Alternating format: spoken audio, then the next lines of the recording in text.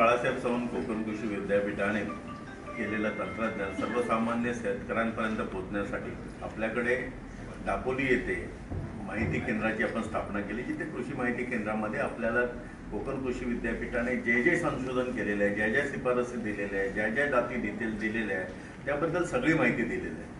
परंतु उत्तर कोकणातला शेतकरी असेल किंवा दक्षिण कोकणातला शेतकरी असेल त्याला तिथपर्यंत पोहोचता येत नाही आणि याच्यासाठी उत्तर कोकणातील शेतकऱ्यांसाठी ही माहिती उपलब्ध व्हावी म्हणून डॉक्टर बाळासाहेब चव्हाण कोकण कृषी विद्यापीठाचे जे प्रादेशिक भात संशोधन केंद्र जे कर्जतला आहे त्या संशोधन केंद्रामध्ये ही सगळी माहिती एकत्रितपणे कृषी माहिती केंद्रामध्ये आपण दिलेली आहे।